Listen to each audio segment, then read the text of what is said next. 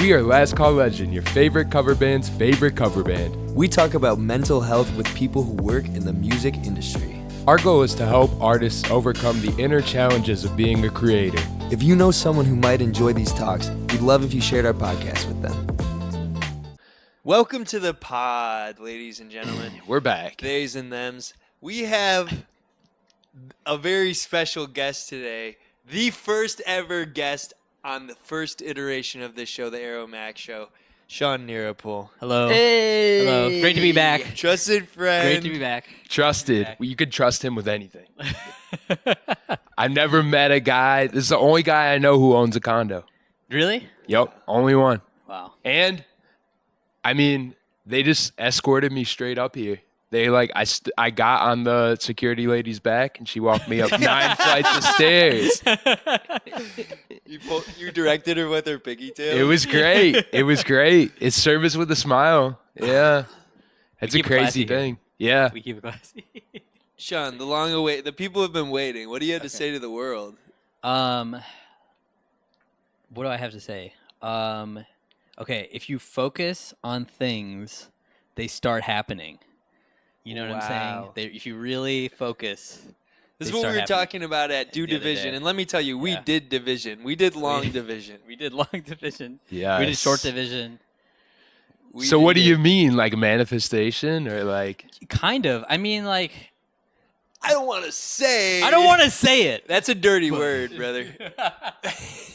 It really, it's like such a weird thing about how like. Are you talking about breaking the matrix, brother? I mean, well, no, because we're in the Matrix, and that's how, like the spoon, right? There's no spoon. There is no spoon. Wait, there is no spoon. I've never seen them. Oh, did you just spoil the Matrix for me? I haven't seen it yet. It's like a 10-second scene in the Matrix where there's some kid, and he's holding a spoon and he's talking to Neo and he's like, "Yo, check it out. There's no spoon. I'm Caillou," and he's just like bending the spoon with his mind. With his mind. Yeah. Yeah. So has that been happening to you? Yes. Yeah. And I feel like anybody who really thinks about their own life can kind of see it, but it's hard because you're in your own matrix, right? Your personal matrix. And so you just think, "Oh, this is what life is like." Right. So it takes like, if you really like if you've lived long enough, you can kind of notice how like you're ruminating about certain things. Like, have you ever met someone who's like chronically unlucky? Definitely. Yeah. Yeah. Oh, yeah. They're living in that matrix of like unluckiness. Right? They kind of love the feeling, though. Yeah. They're attracting it. It's like you need to break your personal matrix if you want to break the collective matrix. Yeah. Well, really, what I think it is more like is like you get kind of coagulated into like unlucky spheres of people and places and coincidences, right? Well, dude, I've seen this thing where like there are like energetic attractor areas. Like I was walking on the street. This is when I was a kid, and I just noticed it. It was like 2 cars almost ran into each other, and then like not connected to that event, somebody like fell off their bike, and it was like this area just got so chaotic for some reason, and like the energy can spread. Yeah, absolutely. And it's really hard because like you as your own person have to be like your own center of it, of like being able to ward off bad things or or make more bad things happen, right? Like like the most like common thing is like a Debbie Downer, right? Can make like even a great situation shitty in some way, or find the what is it? The silver lining? The opposite of silver lining. Yeah. The poop lining. The poop lining. Yeah, you find the poop lining. Downers finding the poop lining. Yeah. Dude, but so how has this been showing up for you? Yeah, dude, I feel like so I went through a breakup earlier this year, and I was just kind of like in a down place. And I felt like a lot of negativity was kind of taking over my life for the past like however many months. Just kind of like feeling down about myself, things at work were like were a little rocky, and it took like a second of me like having to like snap back into like, oh yeah, like if I keep like vibing with it, and then when you're talking about like it feels kind of good in Yeah. a way of like being negative and feeling bad. Like a big one is like people who complain about a lot of stuff all the time.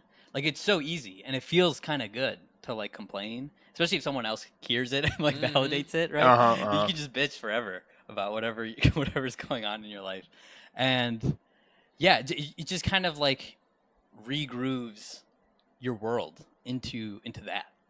It's addicting. Sometimes it doesn't even feel good. Like you can be like, I fucking told you, you know, like, and just like the spiral becomes a habit, but it doesn't even. You get addicted to like feeling like shit.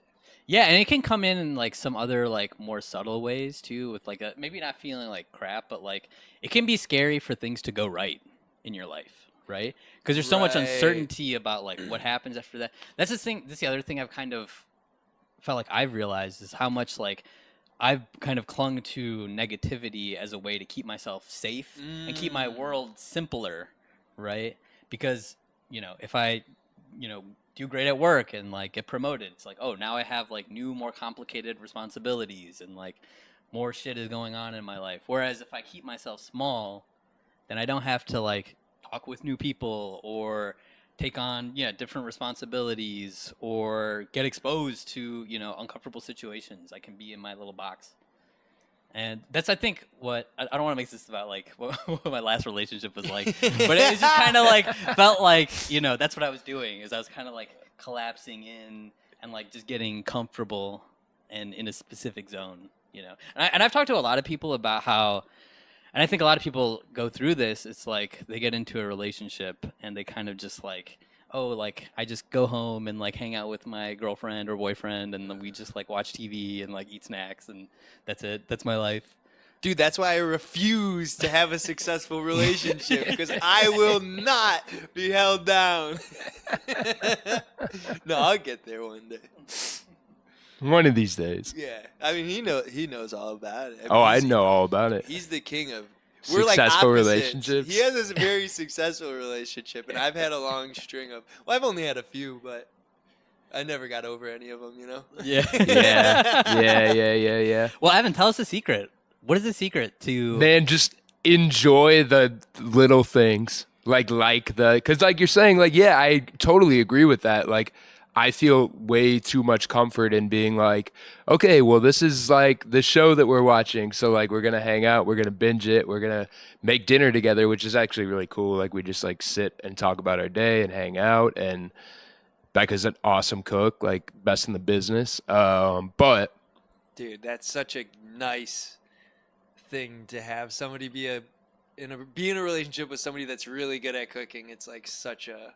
I know, especially because I don't cook at all. But I don't know. I think the secret, though, is just like maintaining balance because, like, everywhere you go and everything you see, every advertisement, every person, every beautiful cityscape, you're like, oh, I'm in love with this now. And, like, this is my new thing, And the world wants you to go that way, but like going the way of investing is like, I think pays more dividends, Because when you're jumping around, it's just like things sort of hollow out after a while, I don't know, like things just like become less fun the more you do them, You mean like with everything? Like, yeah, like with life, yeah. But like that's like the consumer way. They're like pulling you towards like more single-use things, like, and feeling that idea of like FOMO, like being like, oh, like, because like we went to like Lala like several years back, and like it's really expensive to go, and none of it feels special.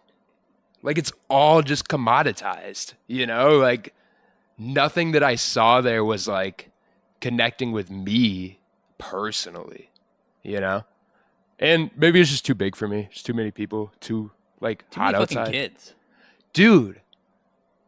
Every time I feel a little less gratitude in my heart when I see like the kids from Naperville coming in off the metro with the Bulls jerseys on. It's just like the Looney Tunes jersey. Yeah, it's like, dude, like your parents worked really hard for this, and like you're just gonna be like irresponsible and take it for granted, and that's what happens when you're like a little kid. Listen, but- kids from Naperville, when I was a kid, I used to have to get in a group of 200 people and go onto Lakeshore Drive and push the NATO fences down onto some security guard who was getting paid minimum wage and run from the cops just so I could go to Lollapalooza.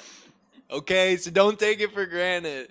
and that's a special feeling, you know? That was actually you should try that. I don't condone any illegal activity. I don't want JB Pritzker knocking down my door. Not that he could find me, bro, because I've been moving around a lot. Yeah. I'm a moving target.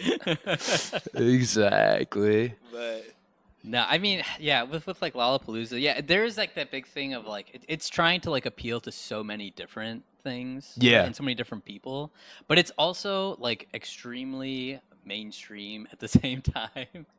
I don't know. True. Like the thing about it too is like, and I guess it makes sense why like the audience tend to skew like really young, like either like high schoolers or like early college. It's just like people who haven't really like found their thing, and they're still kind of in that phase of like, oh, like what do I like, you know? It's how do you find, you know, your place in the world? And I think, you know, we're like very old now at like 30, and I feel like I'm starting to get into that point of like, yeah, like, oh, it's time to like really invest into specific things. Yeah. I've been really reflective upon that recently. It's like, oh, like I've been kind of bouncing around, you know, handful of different things and interests, and now it's really time to like get into it and get into the like dividends of like, you know, Right. what's that thing for you, Sean? what's that thing? I think it's been my work, really. Yeah. I know like when we were first started hanging out, I was like a lot more into like making music and stuff, but like I really found where I really hit my stride is with the work that I'm doing. Yeah. Yeah, which is let the yeah. people know. Yeah, I'm a programmer at a video game company. We're working on a new game. Very cool. Hey. You're like grandma's boy, but in real yeah, life. yeah, exactly. Every day I'm in that fucking chair. Yeah, you're like you're listening to Aphex Twin, and you're like, you would like it if you had robot ears. Exactly. That's a great Exactly. movie. If you Oh, yeah. kids from Naperville, if you haven't seen Grandma's Boy, Please invest. Rip a Invest in bong. the DVD. you could probably get that DVD for $1 at Walmart. Oh yeah. No, but isn't that just the thing? Like when you're a little bit younger, you love to just like shrug your shoulders and just be like, meh, I don't know. You know? Yeah. And now I do feel like that. Like now, 30's the new 20, kids from Naperville. But like now that I've spent so much time doing things, it's like I kind of know like the few things I'm good at. And like, I mean, especially like in regard to like in reference to something like trying to find your footing in like a romantic relationship, right? It's like there's so many different places you need to go for fulfillment. And I feel like if you don't feel that fulfillment, the first thing you do is like, okay, what's the hot new thing in my life that's not working for me? And be like, oh, because I'm not fulfilled, that's my partner's fault. You know? And I did that a lot, like early on in my relationship. Like whenever I had like a setback, I would just be like, oh, well, maybe it's just like, you know, this or that. But like, it's really just like behind a number of years. Because like, that's the thing. There might have been a time when you were working at your job and you were just like, yeah, like this sucks. This is a means to an end. Like, I don't get along with the people. But it's just like, I don't know, just kind of surrendering to the fact that like, oh, like, this is what I do. And it doesn't have to define who I am, you know? I Yeah. don't know. How do you feel about that? No, I know. I totally agree. I mean, like a big part of it too is like, because I think I struggle with that, like that thing of like, especially you know, talking about brands, right? Like everyone's got to be a brand. Like, oh, I'm a, you know, X, Y, and Z. Mhm. I never felt like comfortable committing to like a label like that, and so I feel a lot better now, where it's like, oh, I'm not an X, Y, or Z person. I do various things, and there are some things that I do a lot more than others, and some things I'm more skilled at than others. But there's like that thing of like, yeah, defining myself as this or that, and I think that's where I like to find my freedom with it, and not getting too rigid with everything. Right. Yeah.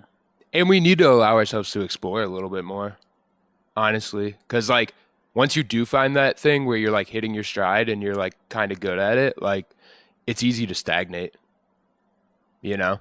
Yeah. Especially if you're, like, because that's the thing, like, we started playing music, like, a long, long time ago, you know? So now it's easy to just be like, oh, I'm good at this, you know? Yeah. But I don't know. A lot of the times I feel like when I'm, like, DJing, I'm like, I haven't been doing this for very long, but I've probably spent the better part of a decade doing it, you know? It's just not my, like, number one out of the womb main skill. Yeah. Yeah. You came out of the womb with slapping the bass. Exactly, man. So did you, though. Boom, boom. Yeah, dude, but I don't slap the bass anymore. That's where, see, we're like the opposite. Like he has like the same bass he had when he was a kid, and I did too until I sold it for the Bronco, because you got to get the short scale Bronco. Yeah, because once you grow out of that kid from Naperville stage, your back just hurts all the time. Yeah, you get it. I was playing the Warwick. It was 45 pounds. Yeah, like dude. It was like I had a kid from Naperville around my neck. 45 pounds of pure tone. Pure tone.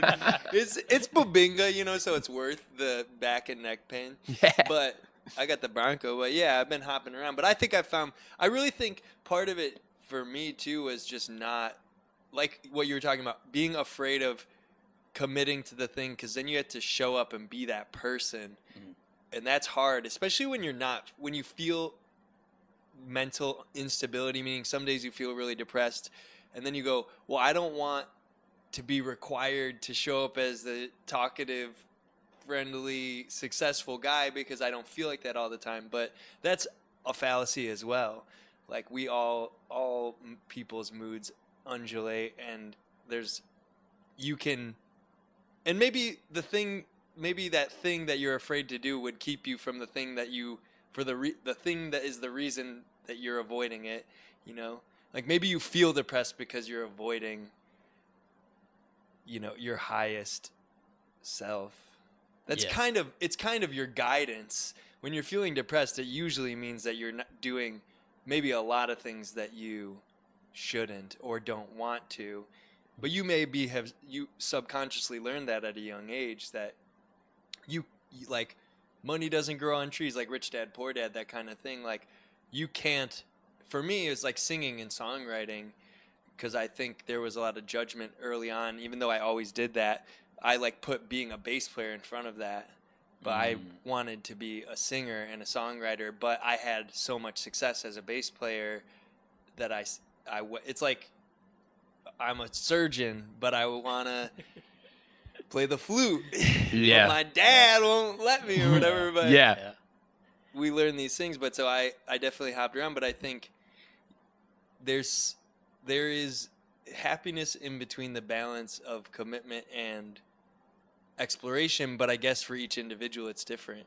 Yeah, 100%. I mean, like, and especially when we talk about like what the world will kind of reward you for, and especially if you've been doing something for a while, I can't imagine for people who did like professional sports and like really like made it, you know, what they do post retirement. Like that's got to be such a like big identity change. I have a good idea. What? Be a high school gym teacher. Yeah. Find your fulfillment in teaching. In the youth. Yeah, the youth of the nation. No, it's a really good school district, Naperville. Yeah. Yeah. And so that's why I like the thing about like, being defined by a label is restricting, definitely, in a way. And it's also like this tricky thing too of like, it's also empowering in this like capital sense of like, oh, people know me as this person. They kind of like, you know, they're in their mind. It's like, oh, Shawn, he programs, Evan plays the bass, right? It's just like that helps people make sense of the world. But really on the inner core, there's so many different like forces moving through you at any given, you know, time period that are just going to catch your eye more or less. You know, things go ebb and flow like that. And it's tough that like these different labels kind of like pull us and other people towards each other, right, in a way, to these different flows. And What's up? Well, it's kind of like what you were saying earlier. Like sometimes defining yourself as a label is the focus that will attract you to more things that are under the umbrella of that definition. Yeah. Of the label. Yeah. But just like the way life moves, right? I mean, some people really can do that. They really are bass player their whole life, Right. But most people probably, that's just part of what ebbs and flows through them as they move through the world. That's how I feel, because I feel like I'm really bad at like 9 things, which is great, because that's a lot of things to be bad at, Yeah. And by that he means actually really good and successful. No, compared but to other people. like, but he's compared to what though? That's like, but I'm thinking about the Matrix thing, and I'm thinking about like this idea of like the hedonic treadmill. It's like if you have a like pivotal life event, like there's just an average time where you just like go back to your average, and it happens way faster than like people think. Like it could be the day after your wedding day or the day after your parent dies, like you just be like, oh, okay, I'm normal again, And I think like that's where you just got to get your average up, because like you're saying, if you think life sucks, like that's going to be your average, And that's how I think about a lot of like the, religious teachers, like people who do like meditation and stuff. Like they lead like very simple lives, and like they're just locked in. They know what their dogma is, like they don't ever say like, maybe not, like especially people who are like religious fundamentalists, I mean, as long as you're not like trying to take, the livelihoods and lives away from other people, Yeah. It's just like, you ever just met somebody that's just like, yeah, Jesus died for my sins. All the time. every day. Well, it always goes to like a political space, Yeah. And I think that like contemporary religion has been designed in that sense. But if you just had something that like you could lock in and like balance towards, and I guess that's how identity works, because it's like really easy to be like, okay, I do this, like it's in somebody's like Instagram handle. It's like XYZ loves Part-time cookies. Lover, X-taxpayer. Yeah.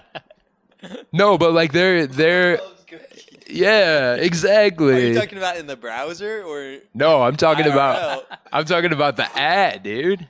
Like it'll just be like somebody sings, Yeah. and you can't even Oh, yeah, change your ad. Yeah. Yeah. It's. I guess it's like.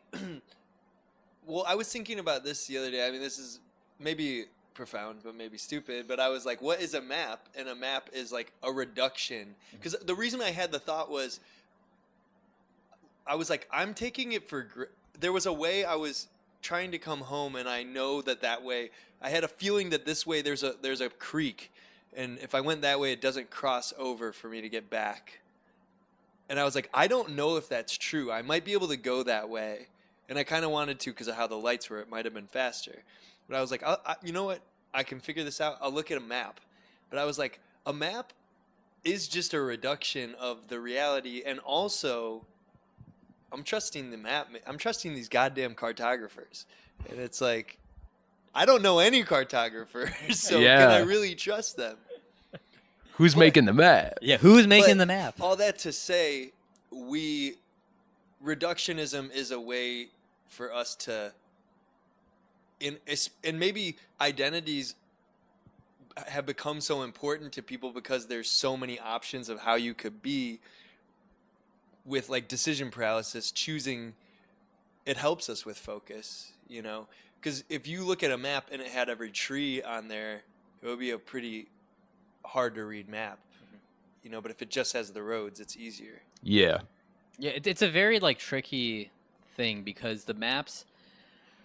I mean, I think the common understanding of maps is that they're this like passive descriptor, but like we're talking about, they're like an active, like they do affect the underlying reality as well, right? And when we think about, I mean, like even like a road, right? Like think about like we have, Google Maps has these roads, and what real impact that has on the world, right? Like cars start to drive on these different roads and impact the earth in different. Sorry, I'm like getting like too much detail, but like Go into it kind of all ties back into like all of these concepts that we kind of deal with and have in our heads, kind of put these pathways for us to move through reality with and understand the world with, and they affect our real bodies, our real relationships, politics, right, religion, everything. So it all kind of like bleeds on all over each other, and this underlying thing, the territory, right? So you've heard of this term, right? The map is not the territory. I am not. You've but not. I like that. Yeah. Well, I mean, that's like, this is the whole thing, right? It's like we have these like reductions that the map is, and then the territory underneath is just like this wild thing, full of trees and particles, Right, and cats right. and lights and microphones and Yeah. Exactly. Well, I mean, even something as arbitrary as like a country line, Right. that like starts wars. yeah. A map starts a war. A map starts a war. Well, and that's like the craziest thing, right? Because there is no real place you can point to on a country's end where it's like this is the. I mean, you can. There's physical things, right? But like, Which we've placed there. for well, the I mean, most sometimes they're part. natural, right? Like the Rio Grande, right? Right. but- right, right. But If you believe in the Rio Grande. if you believe, If is there you a really river? think it's so grand. Is there a Yeah. river? Right. Rio Pequeño, I call it, but whatever. Yeah, exactly. That's just my opinion, just one guy's opinion. Yeah, he knows a lot of rivers, Yeah. Yeah. But I mean, in regard to like arbitrary lines, it's like you create your own history on top of that, like Putin believes that Kyiv and Ukraine are like part of Russia because historically they were, Yeah. So, I mean, who gets to write the history? The person whose beliefs is the strongest.